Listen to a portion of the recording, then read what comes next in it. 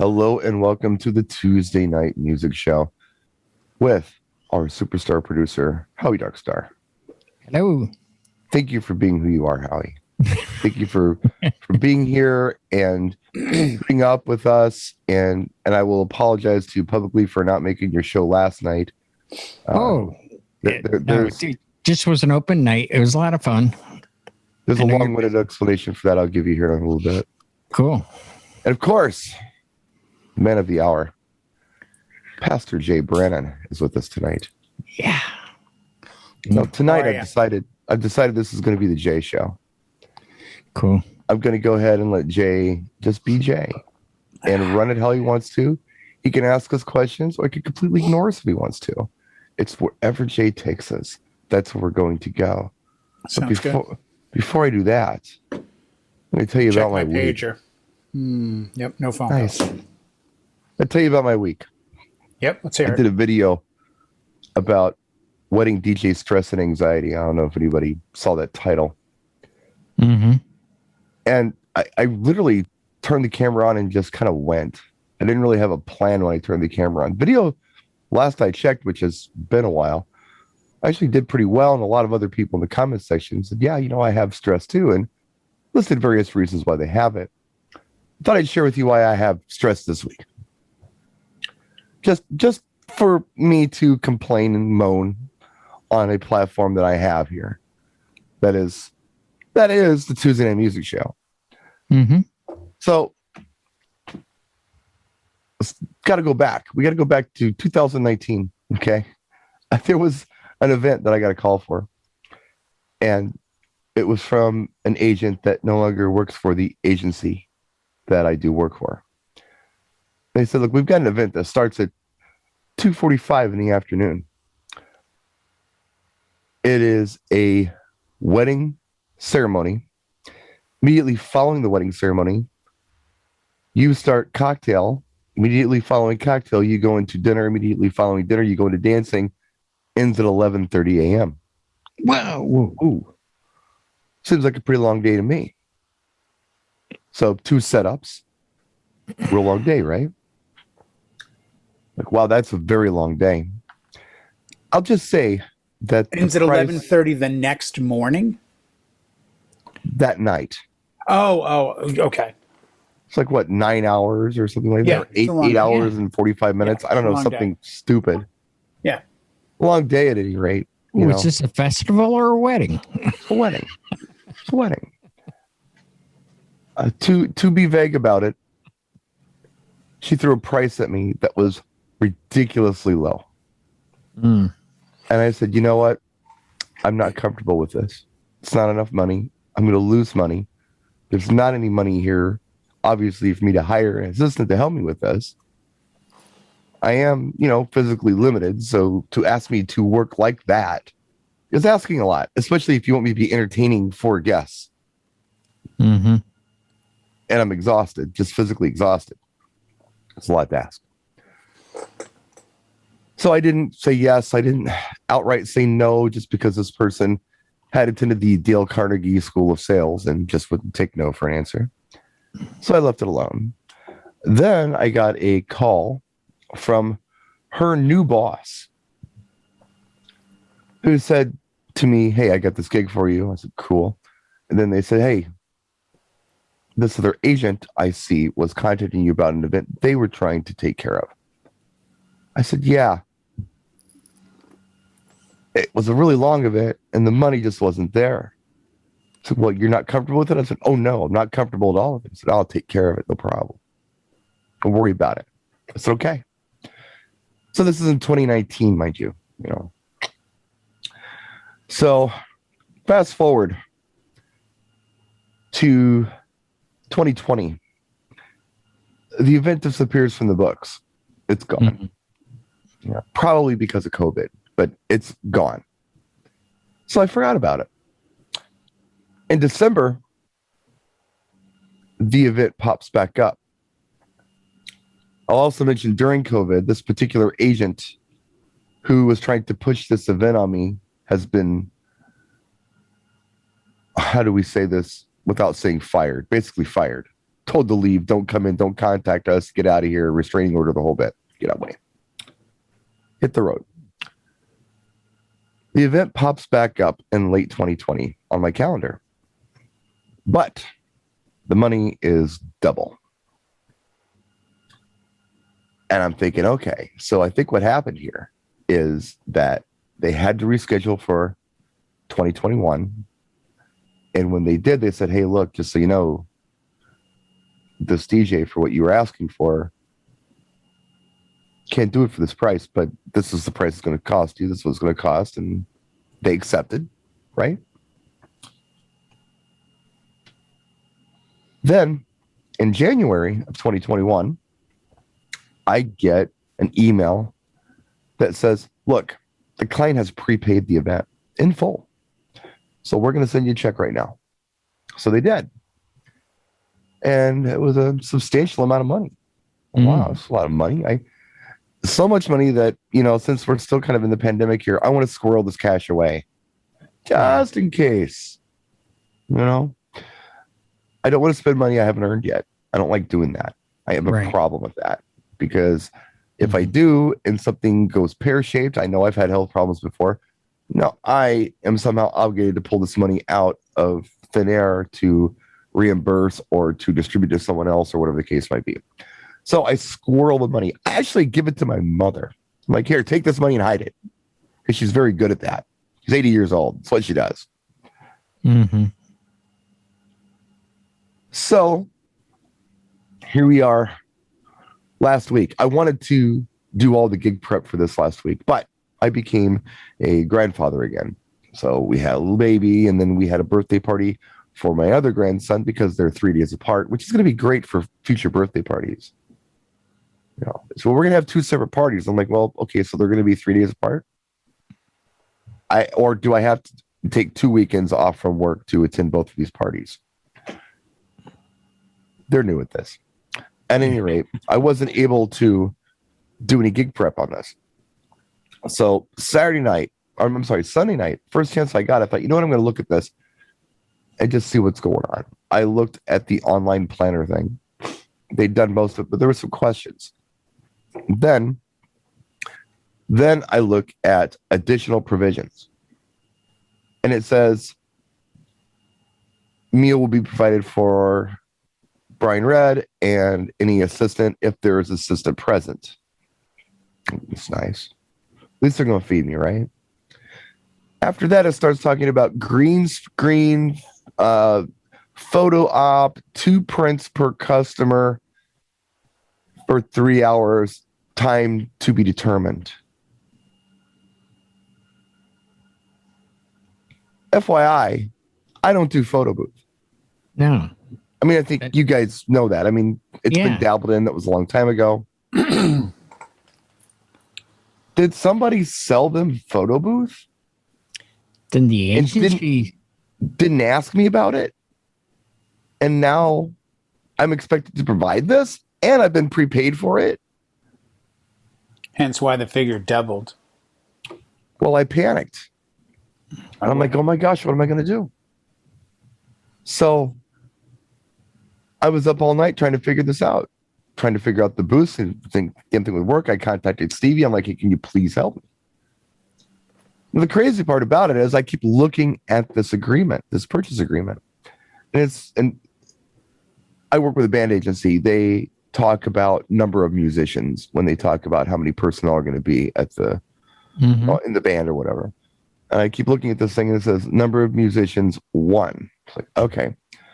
So if I were to have to provide photo booths, I would be DJing and doing that at the same time. Doesn't make any sense. I only have one hand. I can't do 2 things at once. So I want to resolve this before I can rest, because every time I tried to lay down, I couldn't. I was freaking out about this. What's going on? So I was up all night trying to contact somebody, trying to leave voicemails, trying to leave messages. You know, as soon as the sun came up and it became 8 o'clock, 9 o'clock, 10 o'clock, finally got somebody. And the long and the short of it is, we have somebody else doing photo booth. That was a mistake to put that in your additional provisions. That's nice. So the agency is going to supply that. Yeah. That's not on good. you. Good on you. Good. Bad news.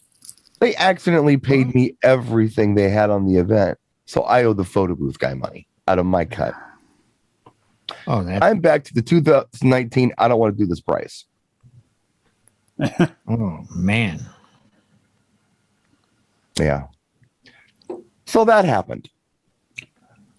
Now that I actually know what's going on and I'm taking one from behind for the team, I can now contact the client and start talking to the client. Because the last thing I want to do is talk to this client, not knowing what is expected from me for scope of work. If they start talking about photo booth, I'm not going to be like, duh, what are you talking about? I feel secure enough to talk to them.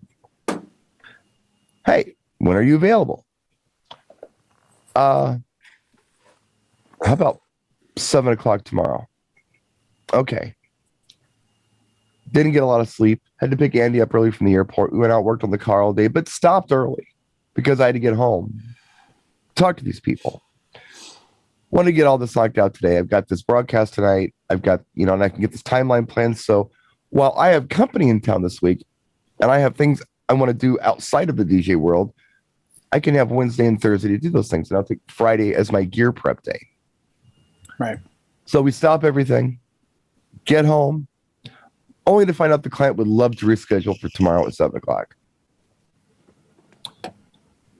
That's my week. And this is why sometimes I get stressed out.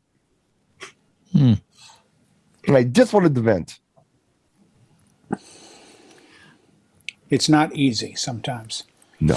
Yeah. Yeah. It is not. Well, and I think the challenge for you that I don't understand, though I've been the agency, so I do understand the booking side of it, but not the being booked, is the lack of, once I'm face to face, the stress goes away. I have a wedding this Sunday, and the bride contacted me in May, hired me via email, paid me via email, gave her the music account, had some issues with it, didn't contact me till 2 weeks ago, resolved the issue. She got the music account. Last Friday, I text her saying, hey, I'd love to talk to you guys the beginning of this week. Nothing, Saturday, Sunday night. Hey, just saw this, because I also emailed. Would love to speak with you, get things squared away. Okay, great. Like 8 or 9 texts go by about last night. Do you want to meet for a drink? Do you want to meet? I live right near you, so I'm in the same neighborhood you are, more or less. We can meet. Oh, we've got a 5:30 meeting. Then I don't know when we'll be done. I don't think it'll take too long. Bless you. Can we meet after that? Maybe come here. You can eat with us. I'm like, no. I'll meet with you guys when it's convenient. So I tell Michelle, I'm probably meeting at 6. 7:45. I'm getting anxious. So I'm like, text, hey, I'm back home now. Whenever you guys are good. Oh, I was just going to text you. We can meet right now. Great. I'll be right over.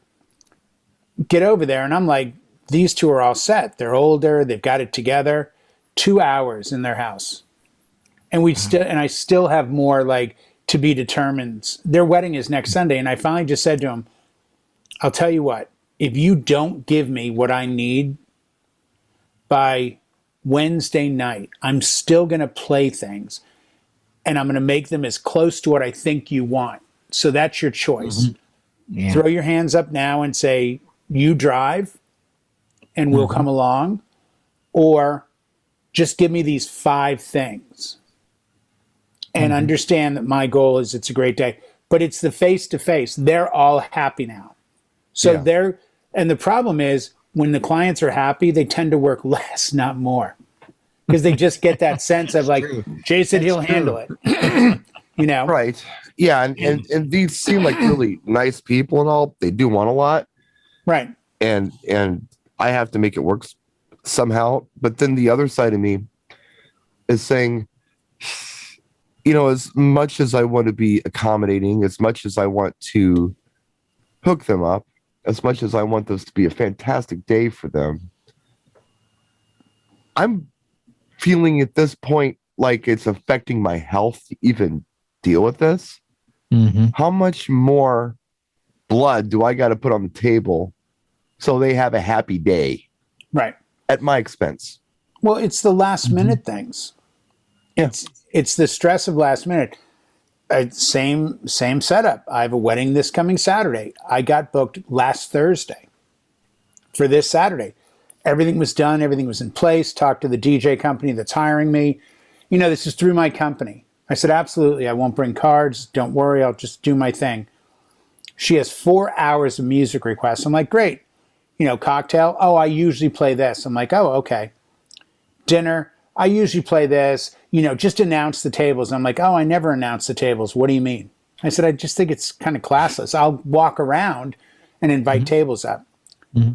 We're all good. And then this morning, hey, they need your insurance. I'm like, for what? Well, because you're going to be the DJ on site. I'm like, okay, but it's going to say my company name. Make sure that the venue's good with that. Because if my insurance is going on the line and your company name is at the venue may have an issue with that. So you may want to just be prepared. Because I'm going to be, when I email them back, it's going to say, hi, this is Jay with Brannan Entertainment. Here's my insurance. I know I'm not the DJ on your venue list, nor am I on the contract, but I'm the physical DJ that's going to be there. So if there's an issue, please contact the DJ on contract and he'll take care of it. Right. 1. 2, it's going to be 100 degrees. And I get, yeah, they were wondering if you could bring some sort of a pop-up or an umbrella. I'm like, oh, yeah, I'll try. I go, it's really funny. In my contract, the very first clause is if the DJ is in direct sunlight, proper shading must be provided by the venue, client, or on site to protect the electronics as well as the DJ. So I have a coordinator who's like, so this Thursday, at the rehearsal, what will you bring enough equipment that everyone can hear you? And I'm knowing full well I'm not going to be there, so I'm like letting her talk. She's like, because I really want to get the music cue set up with you. Still waiting. She's like, so you're good with all that? I'm like, no. She's like, no. I'm like, yeah, no, I won't be attending the rehearsal. She's like, oh, seriously? I said, I haven't attended a rehearsal in probably 13 or 14 years. Really? I said, yeah. Do you normally have your DJs attend rehearsals? Always. I said, oh, okay. I said, yeah, I don't see the need for me to be there. I said, I got the lay of the land here. There's one song for everybody but the bride, one for the bride, and a recessional. What is it that your DJs can't figure out from that? Well, there are specific times. I go, that's really up to the bride to let me know, and then I can kind of time it out. But my notes don't say anything other than 3 songs. Oh, okay. Well, other DJs, it seems like it's a problem. I'm like, and I can see where this is. Excuse me. This is one of these new coordinators. Mm-hmm. And I'm going to send this out to you, all of you in YouTube land. One of the things that, this is the part where I take over the show. One of the things that I want to advise you of, and I'll give you the example that I gave some people a few months ago. I saw a young lady in a beautiful white Mercedes convertible at a drive-through. He's making this up, by the way. No, God, I know You this totally one. did I not see this genuinely person. am. No, I did. Ask Christian. I called Pulse when it Like happened. comedian. I was having No, lunch this the is other true. day. She had a sign on the side of her car that said, like, Gutierrez real estate, this and that, serving Temecula, yada, yada, yada. And then at the very bottom, it gave a phone number and an email address. And the email address was like grealty@yahoo.com. Now, I'm just going to, if this affects you, take it for what it's worth. But if your email address isn't your business name, you're not a pro. If your email address is AOL, Yahoo, Gmail, .me, .apple, I don't care. You could be making $1 million a year as a DJ, a wedding vendor. I don't care.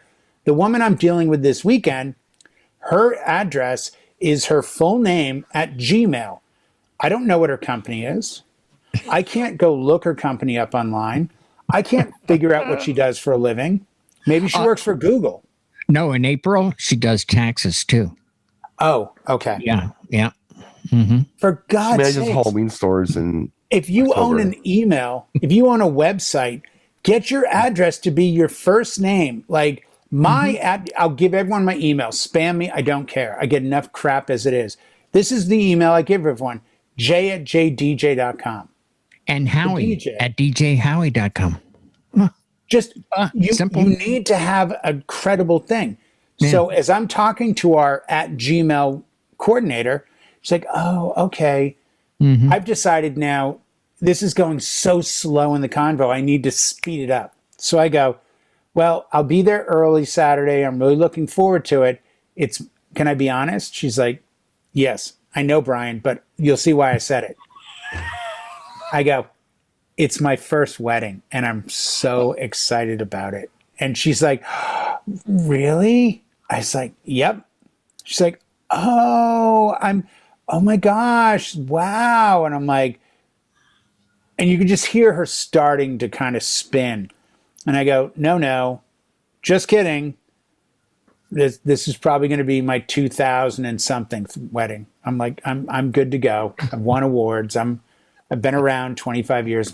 Oh, then I guess maybe I should follow you. This is where I get exactly what I thought I was going to get, because this is only my 5th wedding. And I'm like, yeah, I kind of fucking figured that part out. I'm like, yeah, but if you can get shading for me, that would be really appreciated. I go, it's not even for me. It's for the electronics that could break down, and the wedding could be ruined. Yeah. Because it's not really I said, this is through another company, Dom. My company, it's actually the first clause I have. And it's so funny now with these heat waves going on, how that's such an afterthought about taking care of the DJ. Mm-hmm. Right. But in moving forward with the show, basing it off of Brian's things, I'm finding more and more and more we're getting the week of, oh, did I mention? In fact, the last wedding I did, the bride said, one of my bridesmaids is going to sing my processional. I said, oh, okay, great. Just so you know, I don't have a sound system for her. Oh, you don't? Well, she might need a microphone. I said, if it's only a microphone and a cable, I can help her out. But hopefully she's bringing some sort of amplification. Well, her husband's bringing an amplifier that they use when they play. Perfect. So, of course, when I get to the wedding, hey, how are you? Good. I'm Bethany. I'm going to be singing. I'm like, oh, awesome, Bethany. I'm looking forward to this. Yeah. Where's the PA? I'm like, yeah, I don't have one. Excuse me? Yeah. The bride specifically told me that you were preparing microphones and sound. I'm like, you know what? Weddings are such a stressful time that I'm not going to throw the bride under the bus on this one.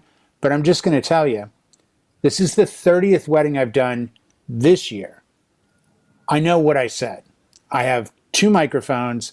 I have 2 inputs. You would be the 3rd microphone. And I know I told her no. So now the bride gets wind of it. Oh no, what are we going to do? And now I have to do this. I go, well, in an emergency, I suppose I could go down to the lower parking lot and grab a speaker and bring it back up, which I don't want to do, and hook it all up for her to sing a bad version of Train. By the way, I clocked it. 1 minute and 11 seconds of Train she sang, and then stopped because the bride made it to the ceremony site. And it's like, I've always wondered, how do we specifically get these things across to people that it's not coming back to us later? Because it seems as though that it's almost the hotel mentality. Like, I'm already in the hotel room. I've already paid you for my stay here at the, Acme Hotel. Hey guys, I noticed there's no fridge. Any way to get a fridge up here? The hotel's going to say, absolutely, sir. It's $25 a day. Oh, I've already paid you guys. You couldn't just throw that in? No, I'm sorry. And you'd pay it or not get the fridge. But when it comes to wedding vendors, it's, Oh, did I mention that I wanted to have Andy, my buddy from, Sandy, LA, come out and sing? Yeah, no, you didn't mention that. A friend of mine who I recently spoke to, who was in our business, or was booking for our business, and recently retired, said, I'm retiring at the right time because people used to come to me for my expertise and ask me, hey, this is what I have in front of me. What do you recommend? And I would make a recommendation based on who they were and what their needs and wants were. And I give them options. There's option A, B, and C. A's a bunch of money. B's in the middle of the road. C is a budget option. All these things will work for you. It just kind of depends on what you want to do. He said, now, when I talk to somebody and I try to suggest something or tell them something, they're like, don't tell me what to do. Don't tell me who to go with. This is my decision. It's a generational thing. I believe that. I really do. And we're in the middle. I'm not ready to retire, by the way, but this guy was, and I really liked his reasoning on it. Because I'm experiencing that too. Everybody knows every damn thing. You can't tell anybody anything. Everybody wants to just plan the stuff on a whim off the top of their head. It's tough. We've discussed this, and the issue is Spotify and YouTube Music and Apple Music and BeatSource and Beatport and BPM Supreme and DJ. The access to the one defining thing that made a DJ. Because if 20 years ago, 30 years ago, if I went to a city and saw 5 DJs, the best DJ may not be the guy that could scratch the best, but it would have been the guy dropping tracks that I was like, where did that come from? Oh my gosh, because that was the one defining characteristic of a great DJ, in my opinion. It wasn't his scratching. It was the beats that he had or she had and that they found and they were crate digging. That's all kind of gone away now because the access to music is so easy that everyone has it in their head. This isn't that big of a deal. I don't think it's gone away. I just think that no, but it's now where it's like, I Shazammed what you were playing and it's this, right? It's I've got that it's gone. They still want to know what you're playing, but it's less of a mystery because they figured it out for themselves and the conversation's gone. Right, but if you don't know how the guy does the magic trick and he says, I want 10 grand to show you, you're going to pay him.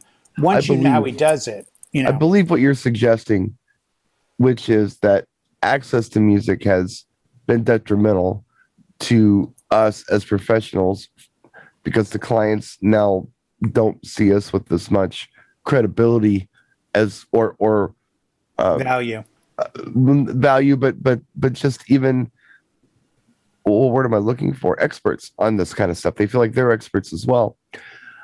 It goes beyond that. And if I've told the story before, please stop me. Please stop me. Is it the Lady Gaga story? Oh. I don't know if you guys know this or not, but I have new neighbors next door. Yeah, the older woman died. No, on the other side of me. Oh, okay. And their names are Hannah and Bryce. Now, I don't know if their names clue you into about how old they are. But spoiler alert, early to mid. They're under 30s, yeah. Under 30. Yeah. Yeah, Bryce is definitely under 30. Hannah and Bryce. And his collar is either up or he's wearing Birkenstocks. Yeah, I got Bryce's number. Nice people. Where do they park the Prius? In front of the house or in the driveway? Right in front of the house. Okay. Right in front of the house. However, stuff's got wisdom in it. However, one day I came home from probably wrenched on a car or something. I don't know what I was doing. Pulled into the driveway. And there was a yoga mat that blew over to your yard. There were 3 grown men in beards, dressed very nice, and for some reason all wearing socks, like and no shoes, trying to jack up a Ford F-150. Oh, and the jack's not high enough. So that I'm confident they've never used a day in their life. Yeah. Wow. So I go out there and I'm looking at this situation and they are struggling. They're taking turns jacking this thing up. They're literally all the way under the car trying to jack it up. It's high. So they're smart too. So I said, hey, I got tools grease on my here. hand. Can I help? No, we got this. We know what we're doing. We know what we're doing. We got this. They're wearing nothing but Okay. socks. Okay. Okay. And if you've been to my house, you know that I live on a very busy street. The street kind of does this as it comes to the curb, and if you're jacking a car up, there's a point of failure there that can happen. So I'm looking at the situation. They can, and they're getting ready to jack the thing all the way off the ground, and there's very old Wisconsin rusted on lug nuts on this tire. Oh God. So I said, it would probably be a good idea if you broke the lug nuts loose from the tire before you completely jack the vehicle in the air. No, we got this. We know what we're doing. We've got this. We got this. They try to do it and they can't. So I'm standing there, saying, hey, how would you like an impact wrench? Oh, that would be good. So I go downstairs. Well, do you have an impact wrench? I'm like, of course. I'm a man. I go downstairs and I grab tools. one. With the 3/8 socket on. We brought our toolbox with us. and I'm like, have any of you ever used one of these before? Yeah, we got it. Oh, Jesus. Stick it on there. They zap all 6 lugs off of this car. And I'm like, guys, hold on a minute. I said, loosen the lugs. If you don't have any lugs on the car and it falls, and you jack it up and it falls, it's going to crush you. No, we've done this before. I'm like, please put 2 lug nuts on the car. Please do this. Please. Yeah. So they do. Wow. And the jack. Get back under the car and start jacking it up again. And one of them says, I think I could get the tire off. So take the 2 lugs off, pull the tire off, roll the spare over. Guess what? The spare's too tall. It needs to get jacked up higher. So what do? They go under the truck. I'm like, guys, please don't do this. Wow. Nobody wanted to listen to me. And now I am not dead. I am not. What do they call it? The motor pool guy. I am not a mechanic, but I'm a man who's been around more than twice as long as they have. I've seen some stuff and I'm trying to help, but nobody wants to hear that because they want to know everything. They've watched YouTube videos. They read a book or an article one time, or they saw this Facebook meme that came through that explained how to do it. Nobody wants to listen to anybody. They know every damn thing. That's the problem with the DJ industry too. This is not unique to the DJ industry. This is a generation thing. No, I agree. There are guys 5 years in the business making twice what we make combined, and they are still underpaid in their eyes. And I feel like saying to them, well, I can name 20 songs that you should play at every event that you can't name. It's like, well, that's marketing. And you know what? If they got a good marketing game and they can make some dough on this, fine. Step ours up. I mean, I am not beyond taking the challenge of competition. I'm not the guy who's going to be sitting around saying, you know what? I'm obsolete because these other DJs make more than me and I can't make that kind of money, because that is an excuse, and it's a lame excuse. I think if there are other DJs out there with 5 years experience making a lot more money than you are, then you need to step your game up. Right. And make more than they're making. No, and I agree with that, but it's not even the money issue. It's the issue of, this was a profession that you got into and you behaved. You got in line. And if you'd been here a year, you were here. And if I'd been here 3 years, I was here. And 5 years, 10 years, there was a pecking order. That went away about 10 or 12, 15 years ago. And it became a free-for-all of, and it was also the time when I started noticing more and more DJs with full-time jobs getting in, and I'm like, wait, what are these guys doing? And it's like that Craigslist. It's always been the case here. Always. All of a sudden you get the guy that's like, I'm making 25 grand a year as a DJ, but I make 80 grand a year as a, plumber or that's Wavy Davy. Guy for the He's state. Always done that. Yeah. He's always done that.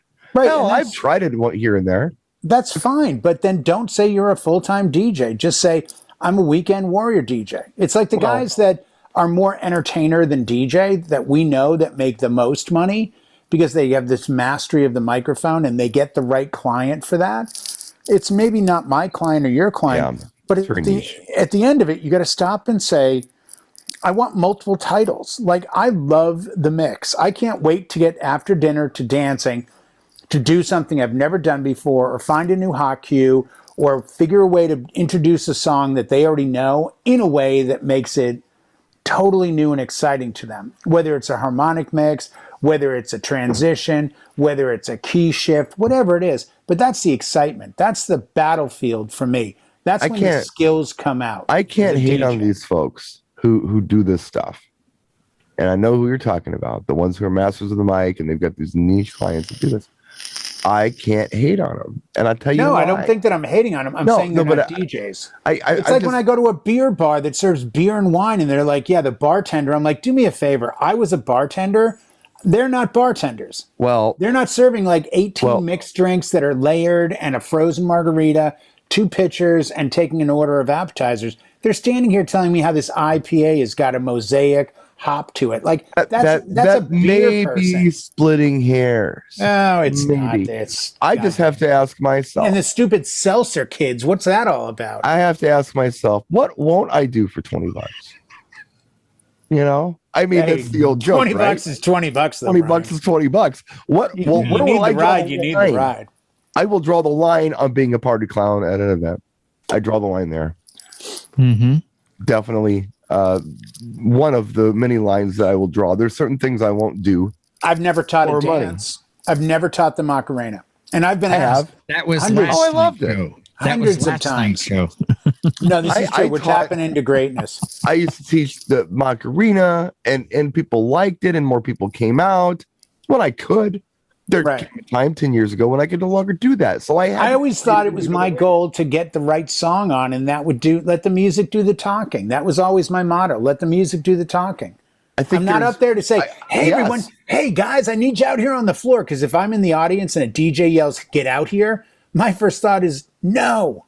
Ideally, the music should do the talking. I agree. And that's my philosophy. That's my philosophy. Over and over and over and over again. Yeah. However, if your songs aren't working, play better songs. However, if I'm working within what I would consider an intimate crowd where we all know each other's name by now, not that I'm doing it now because I kind of can't, but I do it a little different than you might imagine, where I will just maybe kill the volume on the mixer and say, you guys need a hand? In that tone of voice. Yeah, all right, here. This is how you do it. And you just, again, I watch stand-up comedy. It's all about delivery. If you go, hey, everybody, I'm going to teach you the Macarena today, then you got a problem because there's a lot of those guys. Yeah. Ladies and gentlemen, put your hands out like this. That's a problem. Yeah, but you know what, Brian? It's all in how you approach it. But here's the thing. And I have friends that are in this industry that are doing very well. And by very well, a minimum of over, let's say, average wedding for them is 25 to 3,000 a wedding. And they're putting out 70, 80 weddings a year. So I would consider that as a DJ, if you're breaking 200 grand a year, you know what? More power to you. You're doing very well. And and some of them are, hey, what's up, everybody? And they will say to me, I do the DJ voice, and it's what the clients like, and it's what the clients want, and it's what they expect, and it's what I deliver. This is the weirdest part about everything we've said so far. There is no real right or wrong. Right. There is at the end of the day, what I consider to be the intent. Was the intent, if you played music at that event for their pleasure more than yours, you're a DJ. If you showed up with the understanding that no matter what it takes, they're happy, then you're a DJ. I like it when you preach like this. But if you showed up with the intent of showing off your lights, showing off a CO2 gun, if it's more about you than the client, then you're being selfish. You remember, what was it? I guess it was 2 weekends ago. I did the quinceañera, right? Yes. Did you see the video? Yeah. Mm-hmm. Look good. Oh, a second. Yeah. Excuse me. Bless you. Thank you. Hay Did fever. you notice the decor in the video? I did. It was nice. Yeah. I thought it was nice. It was It's very pretty. There was a crew that came in to do that. Latino family. It's the father leading the thing and the mother and the daughter, and they were in there working like worker bees, knocking it out. I thought it was gorgeous, for what they wanted to do. And when the client came in, they were just awestruck. They loved the decor.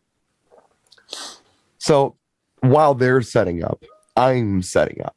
I put up my table, I put up my speakers, and I'm noticing that this stuff looks really sharp. And I put up my lights, which I did like 12 ape cans with the Fresnel lenses and did a pattern behind me. And then on top of that, I did some washes just to kind of give it a little more pop, Yeah. By the way, the people decorating, they did some pars and things while they did their own uplighting. So I didn't have to do that in the room. I made it all dance lighting for me. So the guy who's running this decor company, doesn't speak a lot of English, but he comes up to me and says, "Those lights are beautiful. What are those?" And I told him, and I showed him how they worked. He said, "I love them." I said, "Let me show you something." He pulls up a picture of the most amazing LED dance floor I've ever seen. Gorgeous. Big DJ system, giant subwoofers, big lighting rig with lights flashing right in your eyes, but this LED dance floor that was just out of this world. I'm sure you could project video on it. It was good. And he shows it to me. He says, "This is my daughter's quinceañera last year, or the year before, or whatever it was. Or I spent a lot of money on this. And I just want to tell you that I like what you have better." And I said, when I'm doing this kind of stuff, I don't want the attention to be on me. I want the attention to be on her. It's her day. Mm-hmm. He looked at me and he smiled and he put his hand on my shoulder and patted me. He's like, "Yes, you understand." Yeah. No, you do. That was so cool because, he had fallen for the big, "Hey, everybody." Yet he recognized what I was doing and thought, "Wow, this is what we should have done. This makes more sense." Yeah, it's kind of like, okay, it's her special day, but everybody's looking at that lit up robot. Right. Wait a minute. What's wrong here? And granted, I bet you 100% of the time she wanted the robot. So it's not. Let's not get twisted with, they're bitching about DJs. It's not bitching about or complaining about DJs. It's pointing out the fact that there seems to be a real separation of late with the technology, allowing for, one, the clients to lessen our value because the access to the tools of our trade are so accessible.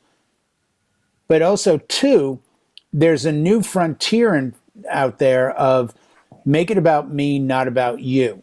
And I have been a DJ professionally since 1996.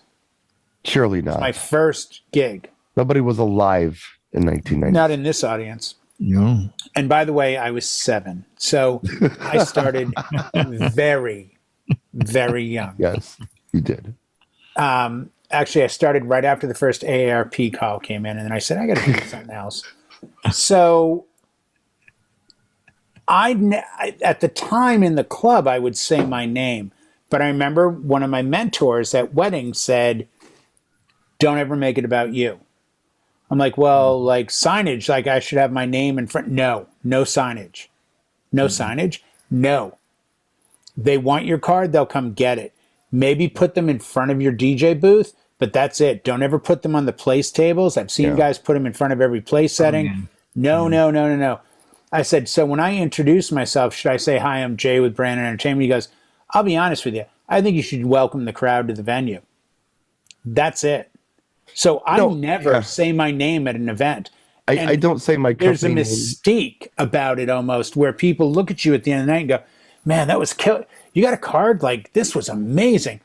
And I think some of it is because I didn't pump them up with like, "Hey, everybody, it's DJ J, Brannan Entertainment. Let's go party." Whenever I do an introduction, though, if I think about it, I don't mention a company name, but I Don't. Right. Do you say your own name? Yeah. I just I'll don't. say, but I won't say my full name. Not a right or wrong. I won't say my full name. First name too. Yeah. Yeah. Hey, everybody. I'm Brian. I'll be your DJ tonight. Yeah. Just And then so you move on to the next thing. So I'm approachable. They Yeah. can, hey, No. Howie, can you do Please this let me for know. You got a I request? totally get it. Let me know. Yeah. And I think where it stems from is in the beginning being really anxious and wanting to say as little as possible. And then just getting to the meat of it is where I started. And I just kept going. And there was a point in the early 2000s where it started to become about the DJ. And I got we don't want cheesy. I'm like, not cheesy. I don't even say my name at the wedding. I'm not making all this cheesy talk. They're like, oh, perfect. You know, the market trends itself. I think Right now it's, trending to play great music. And I'm thinking of being an event. And I just can't get that out of my head. I know we're moving on to something else, but I can't get this out of my head. I'm at an event. I'm chilling out. I hear over the microphone, hey, everybody. My name's Howie. I'll be your DJ tonight. I'm not going to forget Howie. It's a name you don't hear every day. Well, Howie hears it every day because his name's Howie, but most people I do, yeah. don't hear it every day. Right. No, I understand that. But that, okay, you know what? Hey, Howie, I have a question for you. Can you play this? It just makes it so approachable and personable without being totally cheesy. Understand. No. But Brian, like a lot of things, I've argued the wedding I have Saturday, don't worry, they'll feed you. I'm like, oh, I don't eat at my events. What do you mean you don't eat at your events? I'm like, I just choose to not eat at my events. Yeah. Oh, dude, it's in my contract. No, you're getting fed. I'm like, well, I'm not going to eat it. Because I don't eat at my events. And like everyone always has a heart attack about that. Like, I'm 209 pounds. What am I going to collapse? I don't think so. I'll make it through. Don't worry about it. There is a difference. But it's my thing. Like I should be allowed to be me at my events and do my thing. Like I wouldn't even consider having a sip of this the day of a wedding or at the wedding. And I have clients at every dude, oh man, you're killing it. Let's do a shot. I don't drink. What? Right. Yeah. 10:01. Like, I can't tell you the events I do. 80% of them, 10:01, the bride and groom walk over with a drink in their hand and go, can you have it with us now? And I'm like, yep. Yeah. Cheers. I hope you guys are happy. Bang. And they're thrilled. But it's the point of letting them know that the focus isn't on me. It's not about me. And I'm not Elton John or Beyonce or Foo Fighters or anything else. But you know what? They come out on stage. They're there to do something for you. I really, the audience. I'm there to do it for my client. Why would I say in the middle of it, hey guys, give me a second. I need a sandwich. I'll be right back. I think my clients are more impressed with the fact that all they see is me working. I really appreciate your position on this. And I appreciate your reasoning behind your position on this. I just guess I would caution anyone who is trying to go out there and do their best and they want to be open-minded and grow or whatever, is to not hardline anything too much. Just get in your head, I'm never doing this, and because it's not what you do, Howie. It's how you do it. How you do it. Maybe 18 years ago, I did a wedding for a friend, not full fare. Sunday night, I went in the other room with the vendors and we ate. And then I came out. You got food poisoning. I walked over and there was no music. And I'm like, and the table next to my DJ setup, I go, hey guys, how long has the music been off? They're like, I don't know, like 15 minutes. I'm like, oh my God. Like the other tracks were dead, the CD stopped or whatever. Yeah. So I casually mentioned this to my wife that night. How'd the wedding go? Good. This and that. Oh yeah, at one point the music went off. She goes, really? So nobody there looked at you as being really top notch then? I go, well, it was a great wedding. They all danced and yeah, but the music's shutting off. I'm like, well, they didn't care. They're like bros and it's all good. She goes, do you eat at every event? I said, well, everyone eats at every event. She goes, well, why do you eat? I go, because they're eating. She goes, jump off the bridge? I'm like, No. She goes, Jay makes his moral decisions at events based on the PTSD he has from Michelle yelling at him for doing stuff. yeah. No, but then she brought up a valid point. No. Keg stand. For you younger DJs who don't remember this. I would never do a keg stand. I did one of Michelle. I told her about it and she yelled at me. Back in the day, she said to me, do they charge for vendor meals? I'm like, every event. Mm-hmm. She goes, so if you're talking to a client and you and another DJ are the same price, but he eats and you don't, isn't that a better selling point? And that got in my head. I actually use that too. So I would start saying, yeah, you know, and again, this is back in the $100 an hour DJ days. Yeah, right. Of, you know, everyone's in the same boat, but I'm actually cheaper by 100 because I don't eat. And that's just kind of where it started. And then it became one of these, you know what? I feel there have been several weddings over the last 20 years where I have sat with guests at a table eating because I knew the bride and groom really well or their family or something. And I got to tell you, I felt out of place. I felt it was inappropriate. I felt it looked unprofessional because I would get up, wipe my face with a napkin, get up and then go play tunes for them. I'm the worker. I work for them. I don't feel it's, you know, and you can view it any way you want. I'm sure I'll get shit in the comments and I don't care. No. It's just the way I view it. And the way I view it is from the second I show up, I take a lot of pride in when I get off my lazy butt in the Jeep. The next time I sit down is when I get in the Jeep to move it up to unload. I don't sit. I don't eat. I don't take breaks. I don't drink. I really like, and the other night, wedding, hey, we're going to do the toast in about 2 minutes. You guys good? Yeah, we're good. You got champagne? No. Anything else? I'm out of water. I come back with a glass of water and a glass of champagne. Bride put it in the review on Wedding Wire. She's like, Jay went so above and beyond. He got me water and champagne before the toast because I needed it. And even though I could have gotten up and gotten it, Jay ran over to the bar to get it for me. Because so now thanks to you, I'm going to have all my clients say, well, do you provide me with champagne and water? Because Jay Brannan at Brannan team in Temecula, California, swinging Temecula, California, he does that. There's reviews about this. Thanks for screwing us. Thanks, everybody. Appreciate it. Well, one of the best reviews I ever got. Now I'm a waiter Santa Barbara. And I said to the bride, she didn't want to do the hora. And the way the hora is done out here, I'm sure everywhere else, the bride and groom sit in two chairs back to back. Or side by side, and four people pick up each chair. They're in the air. They hold a napkin. And the bride really looked panicked. And I said, I'll tell you what I'll do. When you get up in the air, I'll watch your eyes. And if you start to look scared, I'll get on the mic and cancel it and bring you down. She was up there maybe 8 seconds, and you could just see fear. It's like, yes, now we do the part where they come down on the dance floor and hold the napkin. And they brought him right down. The review on Wedding Wire, she's like, Jay was an amazing DJ, dance floor full. But I have to tell you, he said to me he would watch my eyes during the horror if I got scared. I got scared, and the second I did, his voice came out and said, okay, now bring them down. She's like, I can't tell you how much that meant to me, that he was paying so much attention to what I needed and how I felt at my own wedding. Signed Karen. Brian, this is a true story. Look at this, folks. See that? Brannan. There it is. Now, here's the other side. Oh, who's that handsome lad? All the services here, and down at the bottom, it says waiter. Nice. Yeah. It's right on there. I wouldn't lie. I got it right. Say, from the man himself. Waiter. Thousands of Karens in Temecula agree. Jay Brannan is the DJ that you want to hire. The guy you want to hire. He is. Thank you, Karen. May I speak to your manager? Stephanie, by the way.